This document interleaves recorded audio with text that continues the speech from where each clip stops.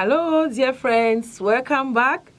You remember we have been talking, just to introduce you to what I'm talking about, we have been talking about the text, The Richest Man in Babylon, written by George S. Clason.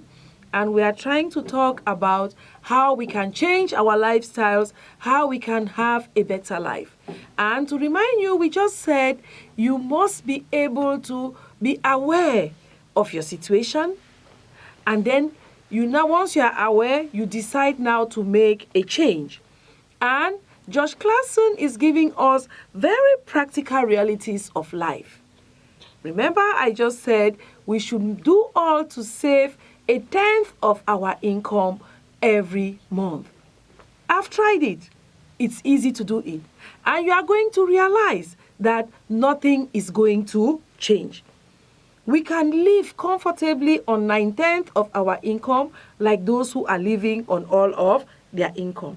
When you save 1/10, it is that 10 that is going to help you to start all over again. And remember, we cannot live without expenses. They are basic necessities that we must spend on every time.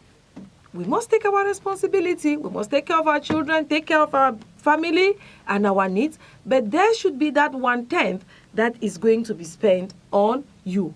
You are going to use it for yourself. Keep it for yourself. And it's going to help you to build more income. Dear friends, George Clason tells us that advice is something that is freely given away. But watch out that you take what is worth having. So as we're giving you advice, we want to help you to create wealth. You must make sure that you take advice that is going to help you. And after you have saved 1/10 of your income, what are you going to do with it? You have to make this income to work for you again. And who is going to help you?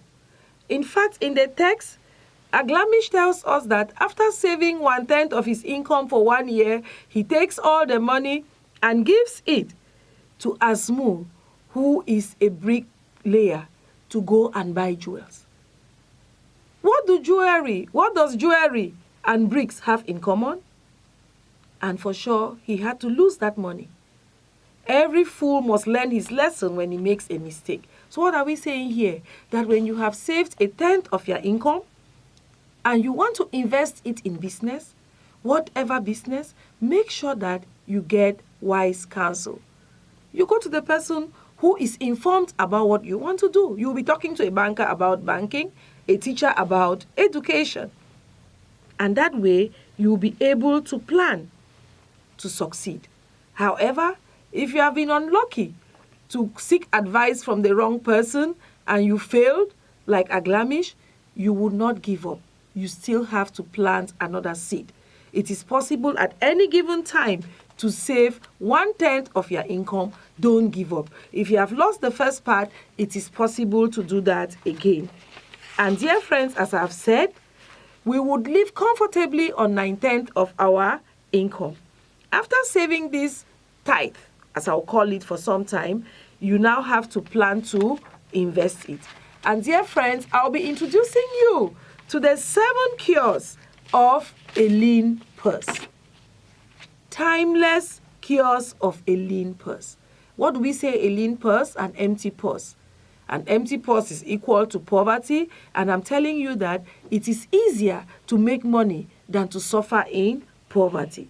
And the first I've given you, the first cure is to start fattening your purse. And to fatten your purse is so easy. You just have to save 1/10 of your income. Let that 1/10 of your income be saved. Tell yourself every day. Practice it. Tell your friends. Try it and it will become part of you. I've tried it. It is so realistic. After saving 1/10 of your income, the second cure, my friends, is to make sure that you control your expenditure. Don't spend more than you need. In fact, in life, we have basic expenses that must be carried out every day. Now, we also have some desires on which we want to spend. But you have to avoid spending carelessly. How are you going to come about this? You must always come out with a budget.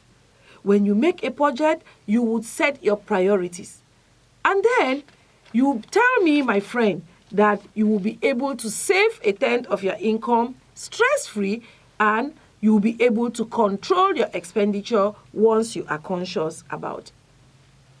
Now, the third cure of an empty purse, dear friends, is to make your gold multiply. Here we are saying it's not enough to save a tenth of your income. When you save a tenth of your income, think about how you are going to make it to multiply. Let your money work for you, dear friends. Let your money work for you. But you have to invest wisely. It is here that I'm telling you that your gold, like a seed, can grow into a very, very big tree. All you need to do is to make your money work for you. And the fourth cure, dear friends, guard your treasures from loss. The Bible tells us that where your heart is, that is where your money too is. And so, dear friends, I am sure before we stop here, I want you to know that you have to avoid investments that sound too good to be true. When you want to invest your money, make sure that you provide security for your capital. Dear friends, if we can do this, our lives are going to be completely different. Well, while we stop here, we still have 2 other great laws that we are going to be talking about. I'll be right back. Bye-bye.